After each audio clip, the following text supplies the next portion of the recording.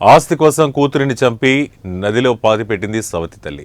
ఇక ఈ ఘటన మేడ్చల్ జిల్లా బోడుప్పల్లో చోటు చేసుకుంది. 4 నెలల తర్వాత మృతదేహం లభ్యమైంది. ఇక వివరాలకు వెళ్తే మేడ్చల్ జిల్లా బోడుప్పలకు చెందిన పీణా నాయక్ 30 ఏళ్ల క్రితం వివాహమైంది. ఆయనకు ఒక కూతురు, ఒక కుమారుడు. 2003లో విడాకులు తీసుకున్నప్పటి నుంచి కూతురు మహేశ్వరి తండ్రి దగ్గరే పెరిగింది. అనంతరం 2003లోనే పీణా నాయక్ లలిత అనే మహిళను రెండవ వివాహం చేసుకున్నాడు. ఈమెకు ఒక కూతురు ఉంది. అక్కడ పరిచయమైన యువకుడిని మహేశ్వరి పెళ్లి చేసుకుంది. కొంతకాలానికి వివాదాలతో ఇద్దరు విడాకులు తీసుకున్నారు. ఆ తర్వాత కూతురు మహేశ్వరి రెండవ వివాహం కోసం తండ్రి భారీగా డబ్బు ఇవ్వాలని అనుకున్నాడు. బోడుప్పల్లో తనకున్న 2 ఇళ్లలో ఒకటి మహేశ్వరికి ఇచ్చి పెళ్లి చేయాలని అనుకున్నాడు.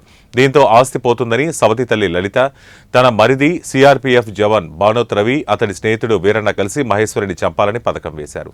గతేడాది డిసెంబర్ 7న ఉద్యోగ పనులపై పీనా నాయక్ బయటకు వెళ్లిన సమయం చూసి ఈ ముగ్గురు మహేశ్వరిని చంపి నల్గొండ జిల్లా సాలిగౌరారం మండలం వంగమర్తి వద్ద మూసీ నదిలో పూడ్చిపెట్టారు.